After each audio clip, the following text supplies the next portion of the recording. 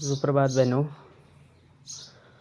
कल पहले पाठ का जो है पहले पद का अर्थ हमने लिखा सूर के पद में। आज दूसरा पद है, देखेंगे। मन की मन ही मांझ रही, कहिए जाए कौन पे उधो, नाही परत कहीं। अवधि आधार आस आवन की, तन मन व्यथा सही। अब इन जोग संदेशन सुनि सुनी, बिरहनी बिरह दही। चाहती हुती गुहार जितहि तय, उत तय दार बही। सूरदास अब धीर धरे क्यों, मर्यादा न लही। फिर देख लेंगे। मन की मन ही मांझ रही, कहिए जाए कौन पे उधो, नाही परत कहीं। अवधि आधार आस आवन की, तन मन व्यथा सही।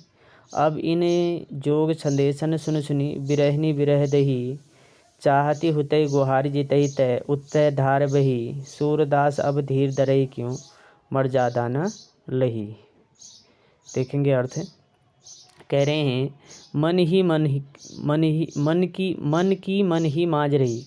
यहाँ पे जो है सूरदास जी कह रहे हैं कि एक गोपी जो है उद्धव से कह रही है कि हे उद्धव, मन की मन ही मांझ रही। हमारे मन की जो व्यथा है वो हमारे मन में ही जो है रह गई है। जो हमारे हृदय का दुख है वो हमारे हृदय में ही रह गया है। कहीं जाए कौन पे उद्धव, ना ही परत कहीं। और यदि हम किसी से कहना भी चाहते हैं तो हे उद्धव, उसे कोई सुनने वाला नहीं है। कहीं जाए कौन पे उद्धव, ना ही परत कोई। अगर हम किसी से कहना भी चाहें अपने मन की व्यथा, अपने मन का दुख, तो कोई सुनने वाला नहीं है। अवधि आधार आस आवन की, तन मन व्यथा सही। अभी तक तो क्या था कि ये उम्मीद थी कि श्री कृष्ण भगवान जी एक दिन आएंगे और हमारे दुख को सुनेंगे। ये सब सोचकर हमने जो है जो भी दुख हमारे मन में था उसको हमने जो है, चाहे वो शारीरिक हो चाहे वो मानसिक हो, यही सोच के हम सह रहे थे कि एक दिन श्री कृष्ण भगवान आएंगे और वो हमारे दुखों को सुनेंगे।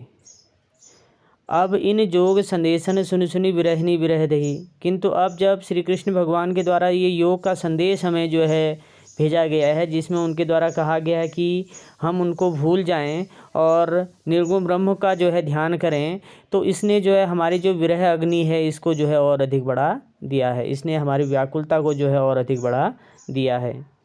चाहती होते गुहार जितहि तय, उत्तय धार भई। जिसके पास जाकर के गुहार लगाना चाहते थे, जिसको अपना दुख बताना चाहते, जिसको अपना दुख दिखाना चाहते थे, उन्होंने ही जो है इस प्रकार से जो है हमारे लिए जो है योग का संदेश भेजा है। इसलिए जो है हम किसके पास जाएं। सूरदास अब धीर धरे क्यों, मर्यादा न रही। इसलिए सूरदास जी कह रहे हैं कि गोपियाँ कह रही कि हे उद्धव, अब तो प्रेम की कोई मर्यादा ही नहीं रह गई है। इसलिए किस प्रकार से अब हम धैर्य को जो है धारण करें। फिर देख लेंगे एक बार।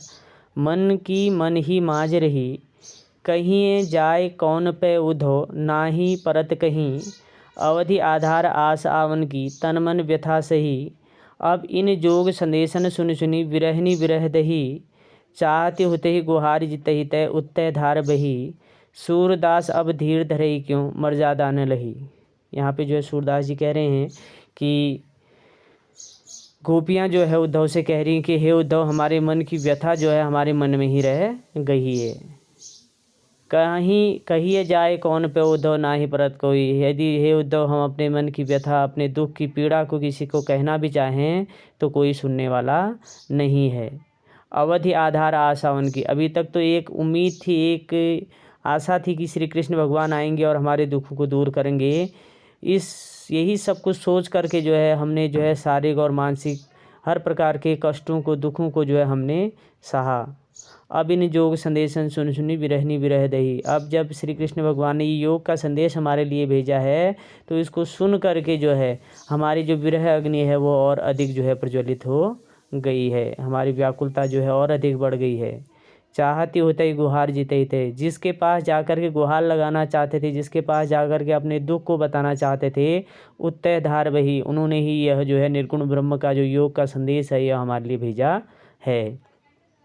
सूरदास अब धीर धरे की उम्र ज़्यादा न रही। इसलिए सूरदास जी कह रहे हैं, गोपियाँ उद्धव से कह रही हैं, हे उद्धव अब तो प्रेम की मर्यादा भी जो है समाप्त हो गई है, क्योंकि श्री कृष्ण भगवान ने हमारे लिए यह योग का संदेश भेजा है और उसमें कहा है कि तुम मुझे भूल जाओ और निर्गुण ब्रह्म का जो है ध्यान करो। अब हम किस प्रकार से जो है धैर्य को धारण करें, इसको भी जो है अपनी फेयर कॉपी में जो है कर लेंगे।